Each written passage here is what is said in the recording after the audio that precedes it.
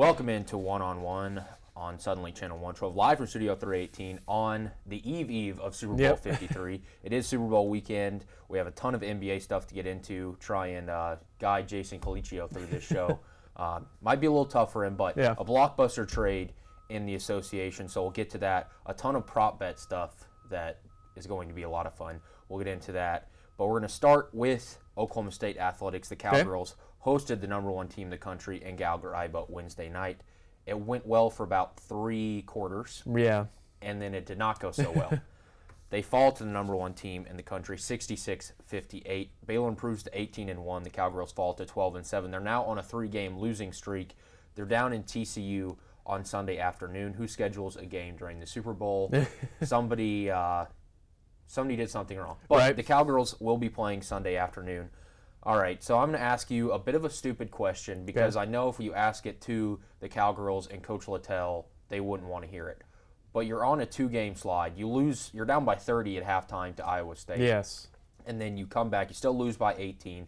You lose to Kansas State for the 8th time in 11 years in Manhattan. But then you take the number one team in the country. You're leading for 3 quarters, and it's just not enough in the end. But can you preach a moral victory after this one? That's tricky because coaches don't like that word, moral victory. Those don't go on the stat sheet, those don't go on the record books. They'll tell you. But I think you got to be able to use something like this. You play with the best team in the country according to the AP poll. I still think UConn is the team. Lost. That's true. They are more vulnerable, but I still think, given the past couple of years, you have to give them the nod. You take the number one team through 3 quarters in a really tough game, and then you let it slip away. And this team's really young. Who knows? Maybe if these guys or these girls, I should say, were seniors, juniors, instead of mostly freshmen and sophomores. Right. Maybe they go the distance. Yeah, I think this is a great learning tool. It's kind of the same thing that's going on with Cowboy basketball. There's a lot of young guys, a lot of learning to do in situations like this. There's not a lot of young guys, actually. Well, that's There's true. a small number of true. people on the team. That's true. But I think you got to look at this, and it's a learning tool. You got to be able to look at this, and if you're the coach, you got to be able to look and say, guys, this is what went wrong. We need to work on not doing this in other situations. And I think it's going to be a great learning experience. I think they're going to turn stuff around in TCU. I think they'll come out of there with a win. But they beat TCU 75-71 earlier in the season.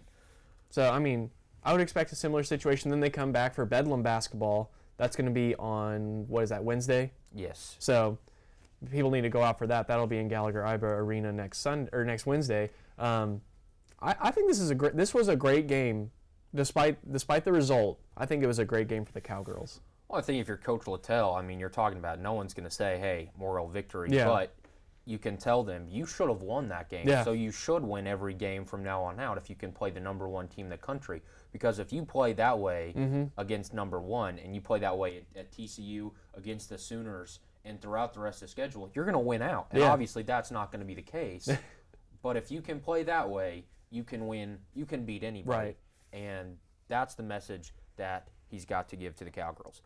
So some not so good news, or good news, depending on how you look at it. Lamont Evans, the former Oklahoma State Cowboy assistant coach, was almost named the head coach of the program, was arrested 2 Octobers ago for his involvement in the FBI investigation into college basketball. He is going to plead guilty to bribery charges. How much does this help move that cloud away from the program, or does the more his name pops up in headlines just make it worse for the Cowboys? I think the further away you get, every day gets better with this kind of deal. And, the fact that he's not going to go to trial and fight it, he's going to plead guilty. I think they recommended 2 years behind bars for Evans. So, I think as soon as all this is just wrapped up and he's, either spends his time in jail, or there was a report he could reportedly be reported back to Barbados, where he's from. So I think the sooner whatever happens, the better it is for the program. I think you're right. As soon as this is over, the Cowboys can move forward because whether people want to admit it or not, and Mike Boynton, by the way, has handled it better than I think anyone else in the country can handle it, and I truly mean that. He's a class act. He's handled every question about this with grace, and he's very professional about it. But the faster this gets over with, the faster the Cowboys can look towards the future. So Right. I think this, although it doesn't sound good now, is a good sign for Oklahoma State in the long Yeah. run. So this weekend, another game in Galgaraiba. They take on K-State. K-State's coming off a bad loss, 65-53, Yeah. to a not very good Texas A&M team. On the contrary, the Cowboys got a big win over South Carolina. Well, South Carolina's a struggling team as well, Right. but so is Oklahoma State. They pull off a big win in the Big 12 SEC Challenge. They both had the week off, which is very good and bad for the Cowboys. Good Yeah. for the Cowboys because they need their Rest. legs back Yeah. under them. Bad because Kansas State cannot be happy with that performance, and they've been waiting a week to change everyone's mind. Yeah. This is going to be, I think, as much rest as our guys are getting, K-State guys are getting just as much rest, and they have more guys, and they have a great defense. It's going to be really hard for our offense, I feel like, to score, even though we're at home and, you play better at home. It's going to be a tough game. We need a good crowd out there, because if not, this could get ugly. They're one of the probably deeper teams in the Yeah. Big 12. They're coming off an Elite Eight trip, and they start out 0-2 in the conference. They're down 21 at halftime to West Virginia in their third conference game. Mm-hmm. They come back and win that at the end, and now, Logan, they're leading the Big 12 conference, tied with Baylor. Yeah. Who would have thought that? But it's Baylor and K-State atop the Big 12, sitting at 5-2. Their numbers aren't flashy. They're not going to jump off the computer screen at you, but they are a former Elite Eight team. Yes. They are incredible on defense, and when you're looking at what the Cowboys struggle with, fouls, going to the line, obviously fatigue, number 3, and number 4 is the long scoring droughts Right. that the Cowboys can go on, and you kind of have to worry about that, along with fatigue and then going on, a 6 or 7 minute scoring drought like they've done before against this K-State team. Right, and you mentioned K-State's elite defense. Do you know how many points they allow per game? Probably close to 53, 54. 58.8. That's fourth. Yeah, that's not a good sign. No, for that is Oklahoma not a State. good sign at all. I watched K-State play Texas Tech, and Texas Tech was one of these. They were possibly going to upset Kansas and win the Big 12 for the first time in however many years since Oklahoma State won it. And K-State shut them down like it was nothing. So I'm very worried about how Oklahoma State's going to be able to get into their offense against that K-State defense. Like you mentioned, I think they're going to have a hard time getting to the line. I think they're going to have a hard time finding easy baskets. I think they're going to be really tired at the end of it, because I feel like it's going to be a lot of Lindy Waters dribbling out there, a lot of Cameron Griff dribbling out there, and a lot of Isaac Likely just dribbling around looking for someone to pass the ball to, but it's going to be Right. hard to find those guys. I'm very wary of this Kansas State team. Like you said, tied for first in the Big 12 with Baylor, which I think if you gave us each 100 guesses, we would not have guessed those two would be tied. Mike Boynton did say he picked the Wildcats to win the Big 12. I mean, but Baylor, that just proves how smart he is. yeah. I mean, well, you're looking at it in Kansas, even though they're not the favorite and they're not the Right. Kansas that they have been in the past. Who are you going to give this Big 12 title to? I'll ask you right now. Yeah. Sitting here, what is it, February 1st? Yep. Who's your Big 12 champion? K-State. You're going to give it to K-State. I am. So they haven't played the Jayhawks yet. Right. So I don't care how good Kansas State is. I don't care how bad Kansas might be. And when I say bad, that's bad by the elite Jayhawks Kansas standard. Yeah. That's not everyone else's standard. But they're 16-5. They're 5-3 in the Big 12. Mm-hmm. But when you have to go to Manhattan, and then the Wildcats are going to have to travel to Allen Fieldhouse, I'm taking the Jayhawks in both those games, because history will show you, just like it does in Bedlam football, doesn't matter the matchup, doesn't matter how good or bad the teams are, you're going to give the favor to the team that's dominated the series, and that's going to be the Kansas Jayhawks. Those are good points. Thank you. The only thing I'll say is defense definitely travels, and Kansas's defense is not bad, but it's definitely not at the level of K-State's. I think without Azubuike and some of the other guys they've lost to injury, Kansas is just a totally different team. They're a total wild card team. We have no idea what they're going to play like. Did you watch that Kentucky game? That Kentucky Parts Kansas? of it, yes. They had some mind-blowing turnovers at like mid-court, and I just watched and I was like, what? This doesn't look like any kind of Kansas team. This doesn't look like a Big 12 basketball team. It was bad. So I'm kind of wanting to see. Those will be interesting matchups. I think certainly whoever wins those, not necessarily both, but if Kansas State can win in Allen Fieldhouse, do they play in Allen Fieldhouse before they play at home? They play at K-State actually Okay. next week. So Okay, so midweek they're if- playing at if- K-State. if they can, I think if they can win that first game, I think they can win. Maybe they don't win at Allen Fieldhouse, but I still think they can win enough to win the Big 12. Well, they So- I mean they still have Texas Tech twice. They have the Wildcats twice. They have the Cowboys twice, which in years past has been a bit of a trouble, but a different story. A West Virginia team that they're going to blow out because they lost. Yeah, to Bob them. Huggins will quit at halftime when his team has 15 points. And they have TCU, the Sooners, and Baylor. So, 3 of the top teams of the Big 12 left. Texas Tech twice, the Cowboys twice, and the Sooners and Baylor. So, I mean, they have a difficult stretch, but I'm still, if I were a betting man, I'm going with the Jayhawks. I couldn't fault you. They've won it how many years in a row at this point? This will be 14 if they are able so, to pull it off I this mean, year. I can't fault you for that.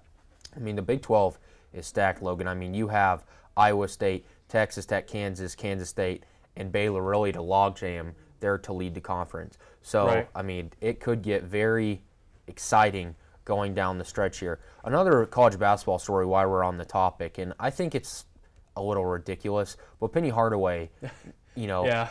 an incredible NBA player, is now the head coach at his alma mater, Right. Memphis, has said that his background in the NBA and on his coaching staff is eliciting jealousy from around the country and other coaches. I think that's laughable. I agree. I don't know why, but Penny Hardaway has this deal where he just sees things different than you and I do, Reed. Yeah. Do you remember the Tennessee game? Yeah, took shots at the number 1 team in the country. Yeah, I mean, and he said they were like at their bench, like trying to start a fight, and Penny had to break it up. But like you just watch it, that's not how it happened. Like No. the way Penny Hardaway describes it, he lives in like some alternate dimension. Like he does not exist on the same level as you and I. He sees something totally different that no one else sees. What I think is ridiculous about this is there's NBA people and people that have NBA relationships Right. littered all over college basketball. And people are impressed by they're not a good basketball team this year, but people are impressed by his ability to recruit early on. Who's he recruiting? Kids from Memphis that he coached in high That school. he coached on an AAU team, kids that he already knows. Once that is gone, once we get through this wave of 2 or 3 years of kids that played for Penny Hardaway, can he recruit? Right. So this might be a disaster in the making for Memphis. And maybe he can recruit. Maybe he can. You can't take that away from him, but you just don't know yet. And the things he's said, just worry about playing ball. I mean, don't involve yourself with all this other stuff. But I saw this headline, and I figured you and I would probably be on the same page about it. But Penny Hardaway has got some stuff to figure out at Memphis. They actually lost to the Cowboys early on. They just lost to Tulsa. They're going to South Florida and then Cincinnati. They've got a pretty tough schedule going up. They're 13-8 right now in his first season. They're 4th in the American Conference. We'll have to see. We'll have to see if he's actually a good coach. Because I'm on your side. The recruiting thing, it looks good right now, but he knows those kids. He's coached them for years. He won championships with them when they were in middle school, high school, that kind of deal. He knows these kids. So we'll see after that pool of talent dries up what he can really do. They committed as soon as he got the job. Yeah. And he's losing to Tulsa. Yeah. I mean, there's a long way to go. And, Tennessee now is still the number 1 team in the country. They're not even the best in their state, not even their region, because you have Kentucky not too far away. Right. So a lot of work there to do in Memphis.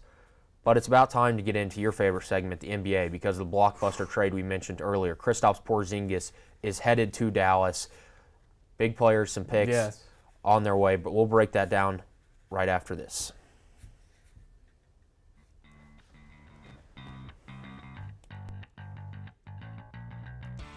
Engineering, computer science, or cybersecurity from Oklahoma Christian University. Apply at oc.edu/grad. Oklahoma University is committed to offering the best graduate school experience we possibly can. Come learn and grow with us. And The Table. Stop by The Table on Thursdays at 8 p.m. to join their Bible study. Shoot Rachel an email at rachel@thetableosu.com for more information. We'll be right back. Determining your future by selecting a major can be difficult. It's okay to be undecided. Connect with the College of Arts and Sciences, where your options are endless. Where you can uncover your passions and achieve your goals. Express your creativity by exploring a career in the visual and performing arts. Investigate new discoveries to make the world a better place with a career in science. Advance knowledge, communicate progress, and contribute to a healthier planet with a career rooted in the social sciences. Discover your career by looking at the world from different perspectives through the humanities. Realize a better tomorrow through problem solving and mining data that can change lives. CAS prepares you to succeed through internships, study abroad, student-guided research projects, and service activities. With 109 majors, 52 minors, and 24 departments, the only thing missing is you. College of Arts and Sciences. Connect. Achieve. Succeed. When you have a team of physicians and nurses that really truly care about their patients, that translates into patient care. It's a small practice, it's a small town. Everybody really takes that time to put the patient first. Everybody cares what's happening to me and that I'm making progress and I'm gaining my freedom back and my mobility back. This patient is saying thank you.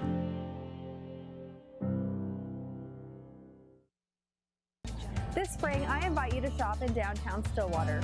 Downtown Stillwater is home to locally owned shops, boutiques, eateries, and dependable professionals that you can trust.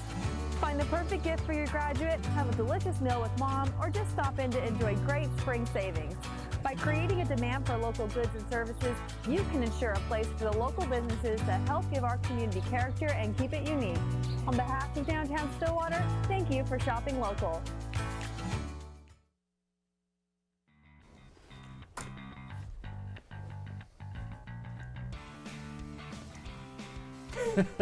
Welcome back to One on One on Suddenlink Channel 112, live from Studio 318. Logan, you're That's something to do on laughing the playground. at Luka's slow motion antics that are just incredible. He is now joined by Kristaps Porzingis in Dallas. The Dallas Mavs send Dennis Smith Jr., Wesley Matthews, DeAndre Jordan, and 2 future ones to the Knicks for Kristaps Porzingis, Trey Burke, Courtney Lee, and Tim Hardaway Jr. Audio booth, Jason Cliccio, big Knicks fan. Yes. I think he's doing better today than he was. I'm going to try and comfort him, but break down this trade. It's always too early, Right. and Mavs fans are out of their mind. They're convinced that they've won this trade. Kristaps hasn't played in a year, and Yes. he won't play this year, but just your initial reaction, who won this trade? If Kristaps can play, the Mavs win. If he can play and he's not necessarily himself, the Mavs can still win. I mean, the Knicks did this for cap space. Absolutely. We won't know what the Knicks really got out of this trade until the summer, and if they can get Kevin Durant and Kyrie Irving on the same team, then the Knicks might win. It's all relative to what happens in July, but on paper, Kristaps Porzingis, Tim Hardaway's a great player. He is way overpaid, but he can give solid minutes as a second or third option, which I think he will be in Dallas. Dennis Smith Jr. gets a fresh start in New York. DeAndre Jordan and Wesley Matthews, I've heard, are potential buyout targets, so they could be on another team before the end of the year anyway. Those picks could just be awful. Those picks could turn into 20, 22, 27. They could be way later. Because they still have to send their pick to Atlanta. Right, and their pick is top 5 protected to Atlanta this year. So Dallas has all the incentive in the world to, A, not let Kristaps finish out the rest of the year, and just finish it out. Because, I mean, you're not going to win a ton of games with Luka, Tim Hardaway Jr., and Trey Burke and all those guys. And a 60-year-old Dirk. Right. The Mavs did trade away probably they probably traded away 2 of their top 4 players, Dennis Smith Jr. and DeAndre Jordan. The Knicks traded away actually their 3 best players, probably. Probably, yeah. So, the Knicks are all in the tank. They're going to try and get Zion. Unfortunately, the new rules have kicked in, so they share the same odds to get the first overall pick as Phoenix and Chicago right now at 14%. So we'll have to see if this pays off, if they can get that number 1 overall pick. I hope Porzingis can play, because those are 2 of the most exciting guys in the league right there, Luka Doncic and Porzingis. Those 2 together would be great. They might as well move to Europe and just play in the European League. That's basically what the Mavs are at this point. I like the trade for the Mavs. I think it makes them a lot better going forward, especially if they can keep Porzingis. But we'll have to see how good he is coming back from an ACL injury. And I don't know if we'll get to see that this year.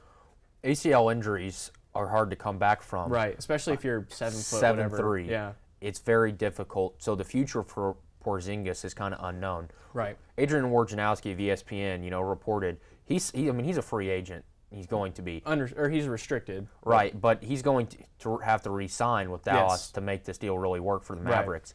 But it looks like he intends to. But people are mad at the Knicks front office. Mm-hmm. Knicks president Steve Mills, now he said Porzingis wanted out. He wasn't on board with this plan. Of course you're going to say that. And you don't really know what the plan is. If you're looking at history, the Knicks plan probably sucked, quite honestly. It probably was not a good plan, and anyone with a brain would want out. Yeah. But that's the reports from the Knicks, and you really can't blame Porzingis. But his health, he's been so brittle. Yes. He's unknown. Now, here's my little speech to Knicks fans, especially Jason Colicchio. People are convinced that there's no way they can land Kyrie and Kevin Durant. And to land both of them, probably not. And there's a small percentage that you land Kevin Durant. I don't think he's going back to Golden State. But you have the ability to get 2 max contracts. You're going to have a lottery pick. Right. And you've got 2 future ones. Plus you have Kevin Knox, who's going to be a really, really good player. Players around the league, a lot of people have respect for Coach Fizdale. Yes.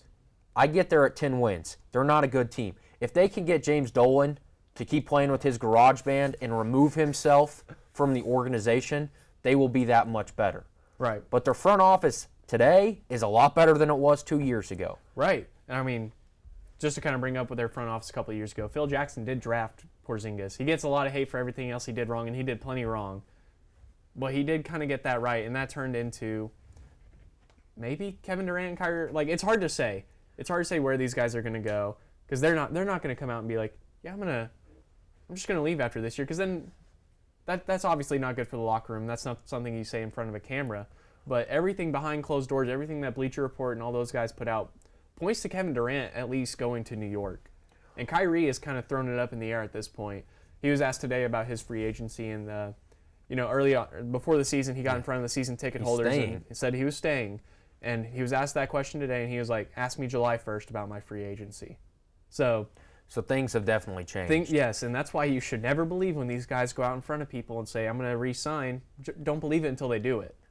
Absolutely, and you're looking at this Knicks, franchise right now. Yeah.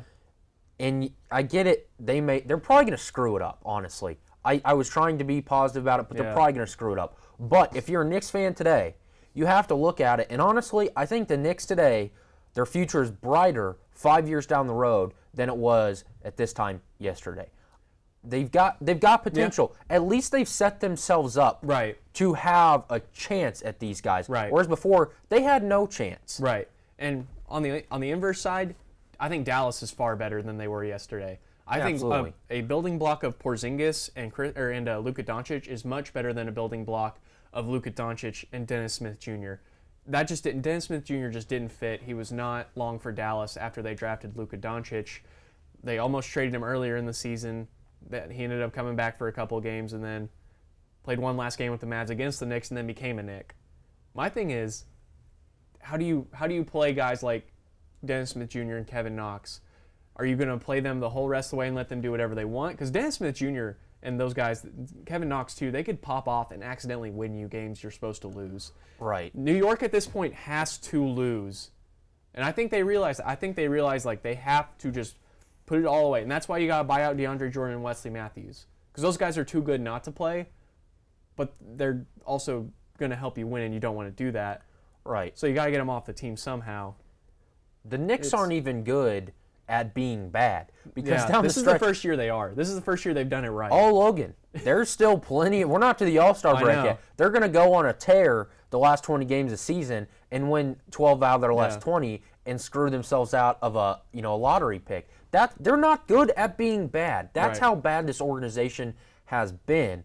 But I just can't help but think they're in a better position now. They dumped some bad contracts. Obviously, they took on some bad contracts, but they're going to buy those guys out. By the way, we went through all this DeAndre Jordan and Dallas Mavericks drama for the past 4 years for this. Yeah. We went through all that for this. I'm okay with that. I'm okay with DeAndre Jordan getting locked in a house just to get traded. Yeah, that had to hurt. That had to hurt. for sure. But yeah, those guys are both expiring too. The contracts the Knicks took on. Wesley Matthews is gone after this year, whether you buy him out or not. DeAndre Jordan, the same thing. The only guy you got long term is Dennis Smith Jr. The Mavs, on the other hand, they haven't. I won't say they've kind of ate up their salary cap, but Tim Hardaway Jr. is a big cap hit, and so is Courtney Lee. Courtney Lee, I believe, only has 2 years left on his deal, but Tim Hardaway Jr. has a lot of money coming his way, so they're gonna. I'm interested to see if they move him at a later date. Obviously, not this season with the trade deadline being a week from yesterday, so it'll be interesting. So 2 winners can be true. Do you agree with that? Yeah, I mean, you can look at the Oklahoma City Pacers trade, the Paul George for Victor Oladipo and Sabonis trade. I think both teams won from that. In their current situations, no one was going to get any better, and now they're both better for it. But that's very rare. Yeah. Normally, there's one winner and one loser. I just don't think Knicks fans should be as upset as they are, and I don't think Mavs fans should be excited because Mavs fans are acting like they've won the 2021 title. Right. And it's just, wait, Porzingis hasn't played. Yeah. They just pump the brakes a little bit, hope he's going to get healthy. Yeah. And I mean, do you think maybe he's ready to go, but the Knicks were like, you're way too good, we're trying to lose. He didn't like that. I don't think he's ready to go. I think he thinks he is. Which could be a very dangerous. He's worked out for close to an hour, was shooting some jumpers, and was dunking the basketball not too long ago. But it's not the same as if you tear your ACL. Right. He's 7'3", right, and he's had other injuries before. He's brittle. Yeah. And I mean, what did he say a year ago? I'm a lizard. I recover super fast. Yeah. That's not the. If you're the Mavs, they're not going to make the. They may squeak in the playoffs if they go on their own, but it's probably unlikely this year. If you're Mark Cuban and Rick Carlisle, you're telling him, we have a lot of potential, and it's built around you and Luka. Don't screw it up. Just sit down, put ice on your knee, work out, rehab, do all those things so we can go game 1 of next year. And even then, Logan, I wouldn't play him back-to-backs for a while. Yes, yeah. I mean, if you look at the Mavs right now, they're 23-28.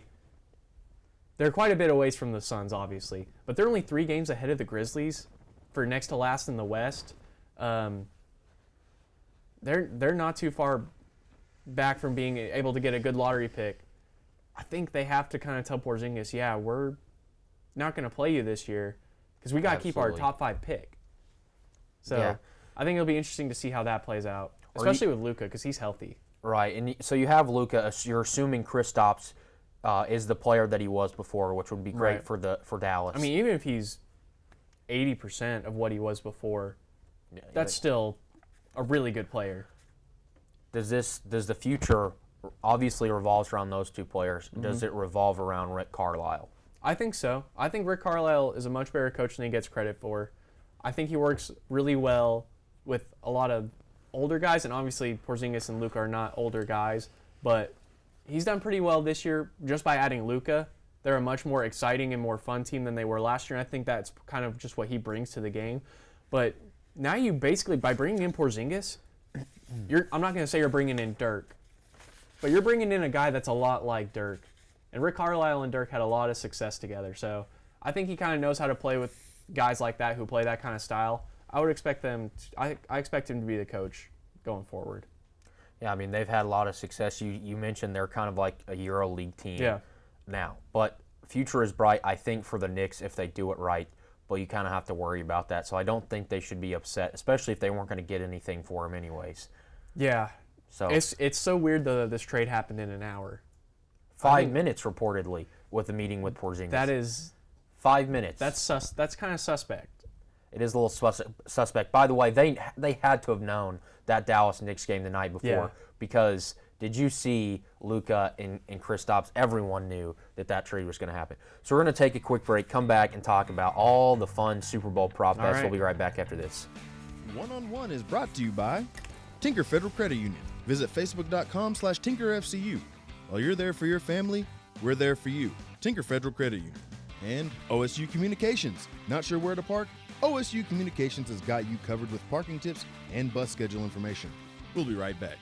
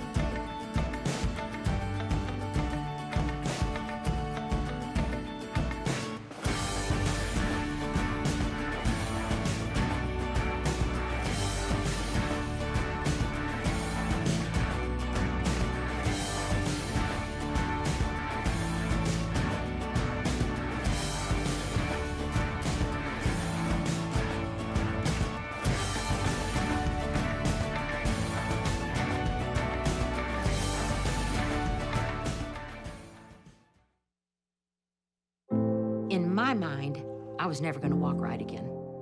Before we were through, we had walked 23 steps. And that was my first steps of freedom. This patient is saying thank you.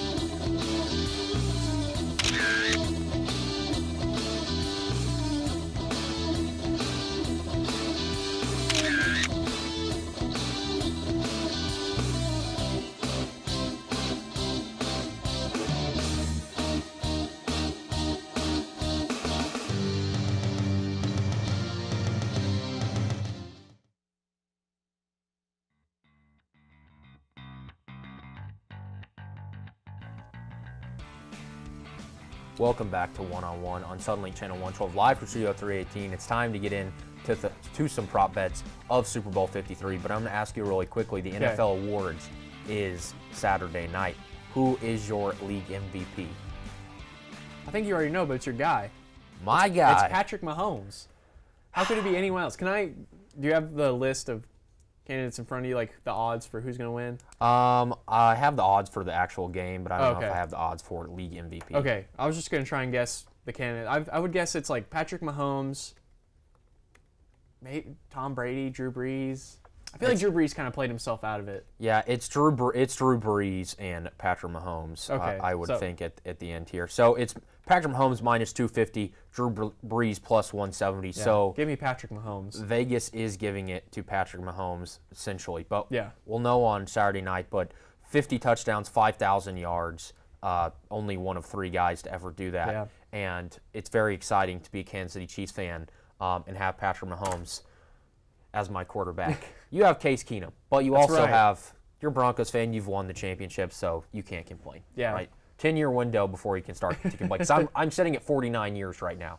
My dad's like 60, and he saw it when he was 6, and it's been a lifetime. So we've got Patrick Mahomes. He's going to be the league MVP, I would think, Saturday night. Right. So the future is bright for Mahomes ahead. So it's time to get into the Super Bowl prop bets, and we will start with the coin toss prop bets. And we'll do a couple others, but these I'm going to write down for you, Logan. Okay. And we'll talk about them again on Monday. So we'll start with, what will the coin toss be, heads or tails? Tails never fails, Reed.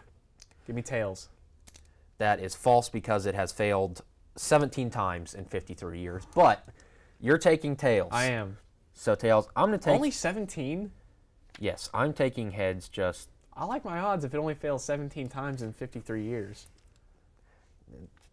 Potential there. It was heads last year in Super Bowl 52, and the Patriots lost to the Eagles. They won the coin toss. But which team will win the coin toss? The Patriots. You're taking the Patriots. I'm going to take the Patriots as well. Those guys seem to always win the coin toss. They probably cheated, and they already know what it's going to be. So I'm going to take the Patriots. We're talking about Patriots coin tosses, and I'm reliving some PTSD from the AFC Championship game. But anyways, who will win, or will the team that wins the coin toss win the game? Yes. Yes. So you're basically taking the Patriots to win the game. Yep. I will say, yes as well. We'll get into that. So now it's time for the halftime prop bets. And these are kind of ridiculous. That's the best part about it, though. Some of them I don't know. We won't get into all of them. But how many songs will be played? The over-under is at 7.5. I will give you a little insight. Last year, Justin Timberlake played 11 songs, and that was about 11 songs too many. But the year before that was Lady Gaga at 7, 6, 8, 6, and 9 the years before that. So the under kind of skews those numbers, right? Yeah. But the over-under is at 7.5 for Maroon 5. I don't know how these guys at Vegas do that, because that is such a close number. Like, I want to say 7. It's Maroon 5 and Tyga, right? It's a conglomerate of people. So, Travis Scott. I mean, I'm going over. I'm going to go over. You're going over. I feel like there's too many people that are going to be out there. I will take the under. Now, what will the first song be performed by Maroon 5? Now, She Will Be Loved is at plus 2,200. I don't think you're going to be seeing a depressive, love song at the Super Bowl, but you never know. But the best odds are, makes me wonder is even. One More Night. I don't even know half these songs. I don't either. I've not heard a Maroon 5 song in a long time, I guess. Moves Like Jagger is plus 600. Animals plus 700. Sugar plus 900. And a Payphone goes down the list. I'm just going to say... I'm going to say Payphone. I'm going to say Sugar. Just because that, I guess that works for me. I don't really know. And you're saying Payphone. I'm saying Payphone. That's a hit. When was that? Like 2000? Well, these prop bets are actually make me watch the halftime Super Bowl show. All right, so this is, Anissa mentioned this earlier. Yes. This is the best prop bet that I thought you would like in this halftime show. Will Maroon 5 play Sweet Victory as a SpongeBob tribute? Yes, minus 230. No, plus 160. I'm so happy that yes is the favorite. I'm going to say yes. So you're saying yes. Yes, absolutely. I'm going to say yes as well. There we go. Because Vegas is leading. Vegas is smart. Payphone came out in 2012, by the way, so what a way to start the Super Bowl. The last time people listened to Maroon 5, but here we are in the Super Bowl. But there's some other odds here that we won't get into for the halftime show. Now it's time for Gatorade props. Oh, these are good. Okay. All right. So the team that will win the Super Bowl, if I can find it here, or what color do you think it will be if the team wins? You've got your choices are yellow, orange, clear, purple, or blue. Why would anyone want clear Gatorade? I heard Anissa says orange. I kind of like orange, but I'm going to go yellow. You're going to I'm going yellow. Yellow. All right. I'm going to say red. Are you saying the Patriots? The Patriots will be red. Okay. But here, can I change my pick? Sure. I'm going to go blue. You know why? Okay. Because both teams have blue, and that's a safe bet. That helps my odds a little bit. Lime green plus yellow is plus 250. That is the best odds. Blue is at plus 400, so that's the third worst odds. I'm not liking my chance there. Last year it was yellow. Super Bowl 51 did not have a Gatorade bath because the Patriots went straight to celebrating because it was a touchdown to win the game. Orange, blue, orange the years before that. So the last time the Patriots did do it, they did use blue. So I'm going blue. You're going with yellow for our Gatorade odds on the prop bets. Next is the interesting one, the cross sports bets. I was reading some of these. These are, I'm a big fan of these. Okay, so we're going to have to remember these because there's too many to write down. Okay. We're going to skip, we'll do a couple NHL ones for Barrett, but that's the only reason that anyone would talk about the NHL. What will be higher?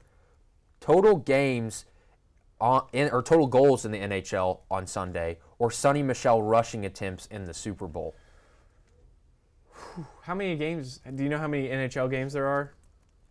So there are 30 NHL teams. Assume they're all playing 15. Probably not all going to play on the same day. Probably around 12. There are 3 games on Sunday. I was 9 off. I'm going to go with Sonny Michel rushing attempts. You're going to go with Sonny Michel rush attempts. I'll go with the rushing attempts as well because it doesn't seem like goals come at necessarily a premium. What will be higher, total scored goals by the Canadiens against the Oilers or Robert Woods' receptions in the Super Bowl? I'm going to take goals. I'm going to take the goals by the Canadiens against the Oilers. They're the most successful NHL team, but I don't think they're that good anymore. I think the Oilers are bad, though. Barrett's kind of been giving me some crash course stuff in hockey, and the Oilers have Connor McDavid, who is awesome, but the rest of the team is awful. So I'm gonna take the Canadiens. I hope I'm making Barrett proud in there. You mentioned Connor McDavid. What will be higher, total shots on goal by Connor McDavid or total successful field goals in the Super Bowl? Shots on goal. Shots on goal from Connor McDavid. I'm high on the hockey right now. That is a problem. We will discuss that after the show. It is apparent that as your friend, I need to save you. That will take place after the show. No hockey on one-on-one. What will be higher, Toronto Raptors team total on Sunday or total rush yards by the Los Angeles Rams? Ooh. I'm taking the rush yards. Yeah. Minus 155 on the rush yards or plus 115. I got to see who the Raptors play. But I like the rushing yards. I just gotta see who they play first. What will be higher, Serge Ibaka rebounds on Sunday or total punts in the Super Bowl? Ibaka rebounds. Serge Ibaka is -155. I will take Ibaka as well. What will be higher, total made three-point shots by Danny Green on February 3rd or Tom Brady touchdown passes in the Super Bowl? God, these are so good. Because I was like, Danny Green will make like 2 or 3 threes, and then it's like Tom Brady. I'm gonna go Danny Green threes. I feel like the Patriots are gonna run the ball a lot, and especially if they get in the red zone. So you're going Danny Green threes. I I'll agree with you. All right, couple left here. What will be higher, Kawhi Leonard points on February 3rd? Ooh, they're playing the Or Clippers. the Rams total points in the Super Bowl? Rams total points. Right. I feel like the Rams are going to put up some heavy points. All right, this is for our friend Jason Calicio. What will be higher, Knicks win total in 2019 or Tom Brady's completions in Super Bowl 53?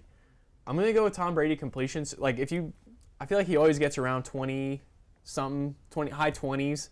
The Knicks are at 10 wins. There's about 30-something games left. I don't think they're going to win more than Tom Brady. 15. Yeah. All right. The Knicks have an incentive to lose, so I'm gonna go Tom Brady. We'll do the last two here. What will be higher, James Harden points versus Utah on Saturday or Tom Brady pass attempts in Super Bowl 53? I'm going to take the pass attempts. I will also take the pass attempts. I like Rudy Gobert and Donovan Mitchell, those guys. I feel like they can kind of not slow James Harden down because we've talked about that a lot. No one's been able to slow him down. But I feel like Tom Brady's going to get his passes in. Okay, I keep saying two more because I just keep seeing ones that I really want to do. What will be higher, Jared Goff passing yards on Sunday or Manny Machado's next contract amount of millions? Manny Machado's contract and amount of millions. I'm taking Jared Goff. I'm taking Jared Goff. I feel like Manny Machado's going to make a lot of money. What will be higher, Russell Westbrook's points, assists, rebounds total versus the Celtics or C.J. Anderson rush yards? C.J. Anderson rush yards. Because you can have a monster triple-double and have like 50. You know what I mean? Like that can add up to 50-something. C.J. Anderson's been a beast lately. He has. He's really replaced Todd Gurley. No one would have thought. What will be higher, Tiger Woods' first-round score at the Masters or Todd Gurley rushing yards in Super Bowl 53? That's assuming Tiger performs at Augusta. I'm taking Tiger. I'm going to take Todd Gurley. I feel like the Rams have kind of got a running back. I feel like what do you think Tiger's score is going to be? I think it's going to be higher than. I think he'll probably shoot in the 80s because he hasn't done great. But my thing is, Todd Gurley doesn't seem to be healthy. There's something going on with the Rams running back. Yeah. No one knows, but I don't think he'll have a big performance. Okay. I think I just had Tiger shooting a little bit low. I think I had him somewhere in the mid-70s. And I feel like Todd Gurley can get at least to 80 yards, but how is Vegas so smart? Who comes up with these? Whose job is it to sit there and be like... Well, remember, the odds makers are failed bettors. That's true. Because they don't bet anymore. Yeah. Bettors don't make the odds, so you never know. Yeah. So that was a little fun. We missed kind of all the exotic ones. I'm going to ask you one more, and it's a random question. Will Rob Gronkowski retire after the game? Yes. Yes. Yes. Yes. I'm going to say yes as well. I think this is Gronkowski's last game. All right, we're going to take a quick break, come back, and give our actual game predictions for Super Bowl 53. You're watching One on One. We'll be right back after this. One on One is brought to you by Oklahoma Air National Guard. Contact Oklahoma Air National Guard at 800-GO-TO-ANG or visit their website at goang.com/OK for more information about how to get 100% college tuition. And Unitarian Universalist Church. If you're looking for a church home, visit Unitarian Universalist Church of Stillwater, located at 320 South Stallion Street. They offer an alternative spiritual path and welcome all races, religions, and beliefs. They are also LGBTQ friendly. Services every Sunday at 10:30. We'll be right back.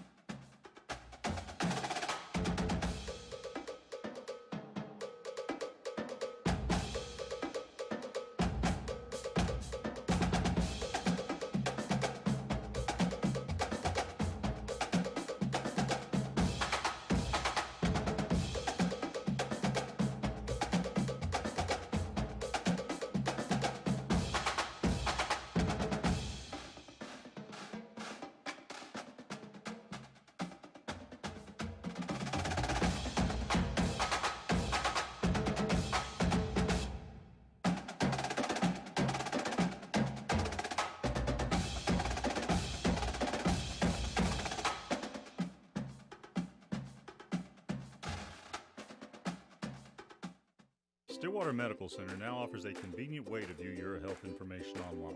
It's secure, easy, and free.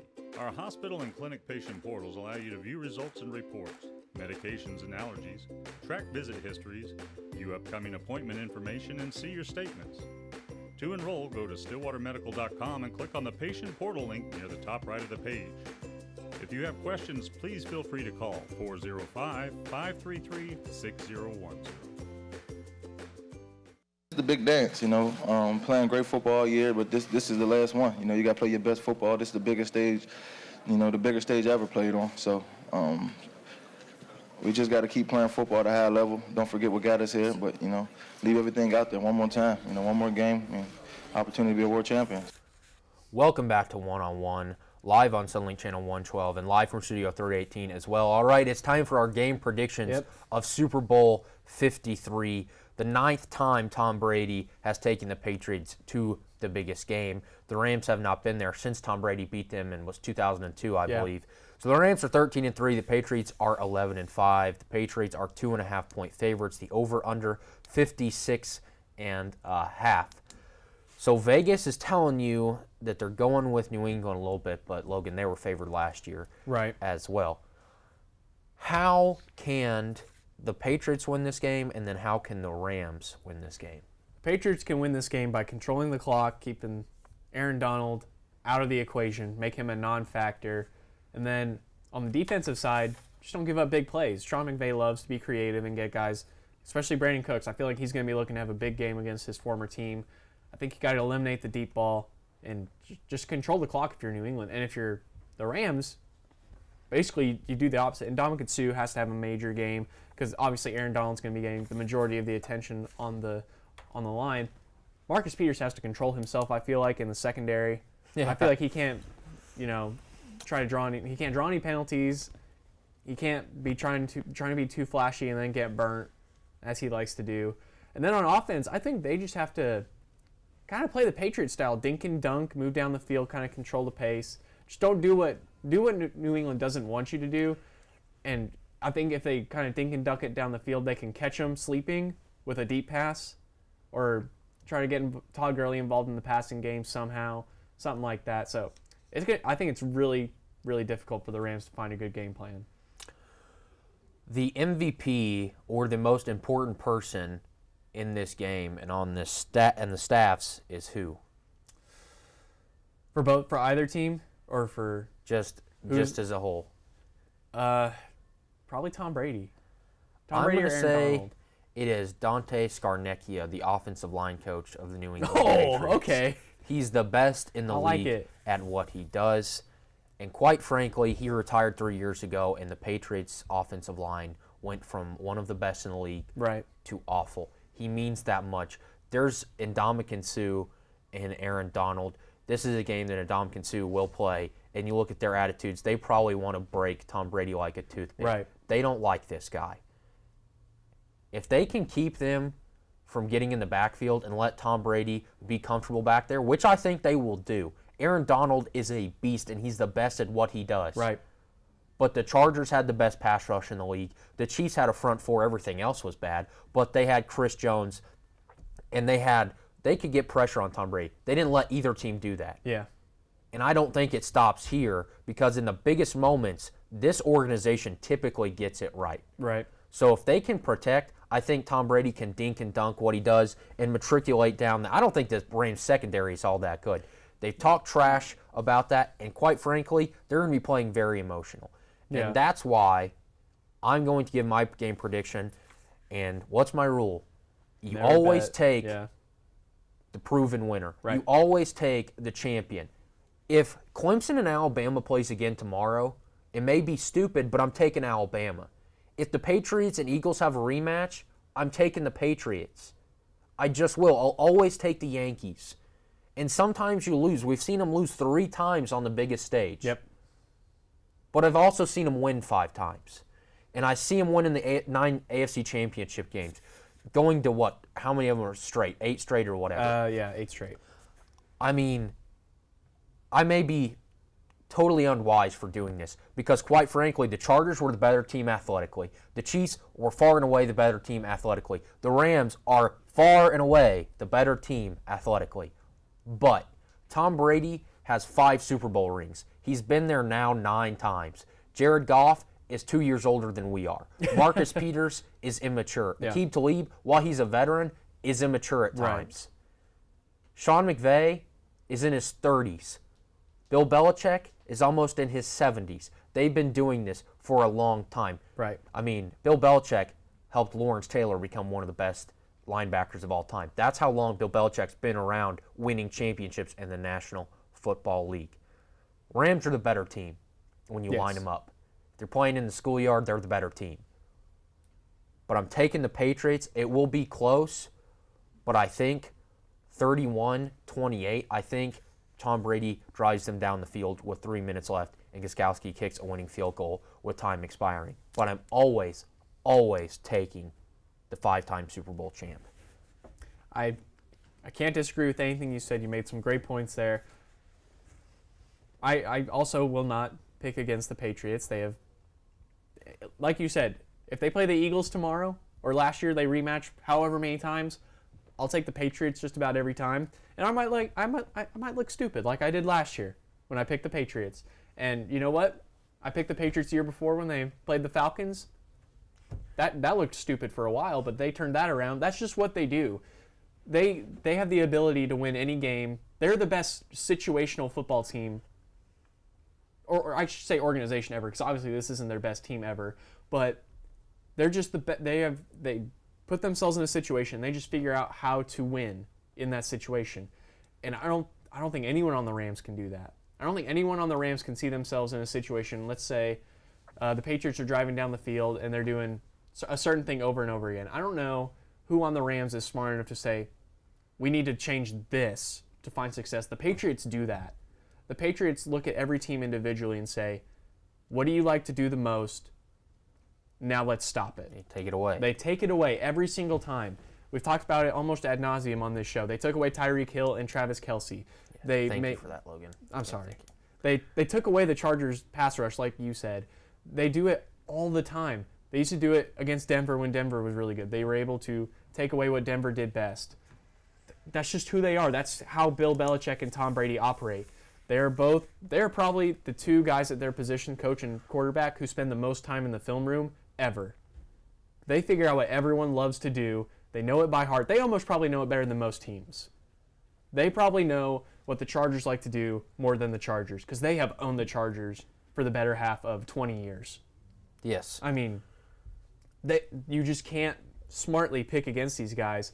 I always have a harder time coming up with a score than you do. I always feel like I never really have a feel for how the game's going to go. You always do much better than I do at that kind of stuff. I'm going to say the Patriots win 35-27. 35-27. Yep. And they stop the Rams on the drive late in the game, and Tom Brady assumes victory formation and kneels out the clock. Yeah, well, we've seen it a lot of times before. Yep. Another kind of key in this game that you're looking at is, that prop bet, will a non-quarterback throw a touchdown? You said it will be Julian Edelman, but you're looking at those trick plays, the fake punts. Yeah. I just worry that Sean McVay, although he has a photographic memory, he's got a very high football IQ. Mm-hmm. You just have to worry that he's going to get in his own head. Oh, yeah. He's going to try something that he thinks will be, this is going to prove something on the biggest stage. No, that's not how you beat the New England Patriots. Right. That's how you lose to the New England Patriots. And I just have to worry that they're going to come out emotional. They're going to come out, you saw Nickel Coleman-Roby, he's talking trash, and then he backtracks on it. It's just, you don't see that stuff from the Patriots. Right.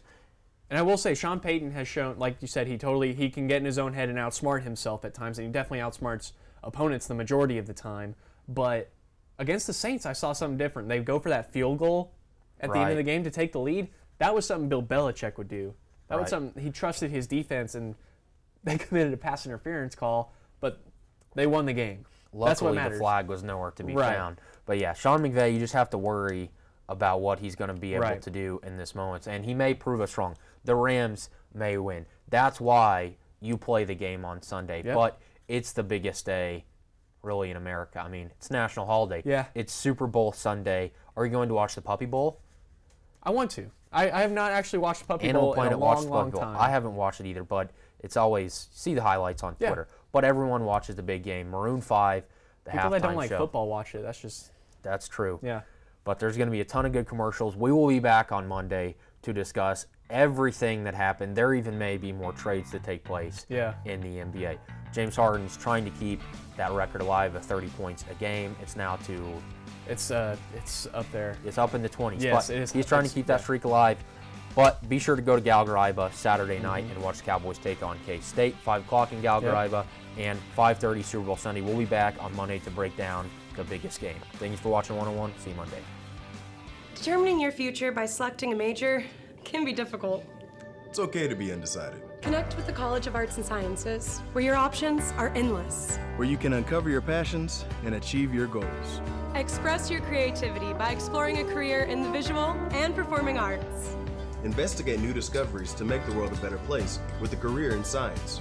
Advance knowledge, communicate progress, and contribute to a healthier planet with a career rooted in the social sciences.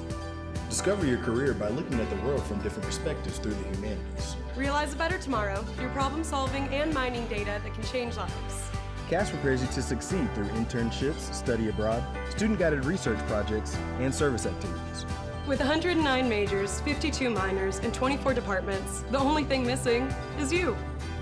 College of Arts and Sciences. Connect. Achieve. Succeed. When you have a team of physicians and nurses that really truly care about their patients, that translates into patient care. It's a small practice, it's a small town. Everybody really takes that time to put the patient first. Everybody cares what's happening to me and that I'm making progress and I'm gaining my freedom back and my mobility back. This patient is saying thank you.